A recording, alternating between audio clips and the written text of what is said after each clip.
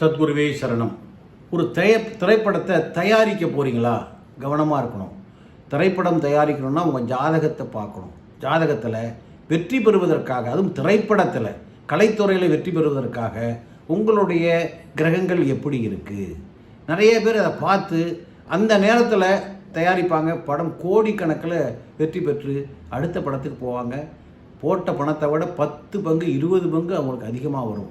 அதனால் திரைப்படத்தை தயாரிக்கணும், தயாரிப்பாளராக இருக்கணும், ப்ரொடியூசர் ஆகணும்னா ரொம்ப கவனம் வேணும். அதே மாதிரி 3ஆம் இடம் 9ஆம் இடம் வலுவாக இருக்கணும்.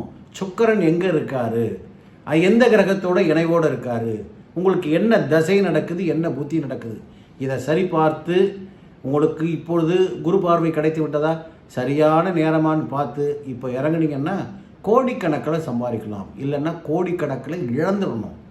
இருக்கிற பணத்தை கையில் வச்சுக்கிட்டு சந்தோஷமாக இருக்கிறத விட அந்த பணத்தையும் இழந்து நிம்மதியும் கெடுத்துக்கொள்ளக்கூடிய தயாரிப்பாளர்கள் நிறைய பேர் உங்களுக்கும் தெரியும், எனக்கும் தெரியும். அதனால் திரைப்படத்துறை என்பது கலைத்துறை. அதில் இந்த கிரகங்கள் எல்லாம் உங்களுக்கு மாரல் சப்போர்ட்டாக உறுதுணையாக இருந்தால், அந்த நேரம் சரியாக இருந்தால் நீங்கள் லட்சக்கணக்கில் கோடிக்கணக்கில் நீங்கள் தாராளமாக சம்பாதிச்சு உயர்ந்த நிலைக்கு வந்துடுவீங்க. சினிமா என்பது சாதாரண விஷயம் இல்லை. ஒரு மனிதனை உயர்ந்த நிலைக்கு கொண்டு போகும், சாதாரண நிலைக்கு கொண்டு போகும். கவனமாக கையாளணும். சரிங்களா? சப்ஸ்கிரைப் பண்ணுங்கள். வணக்கம்.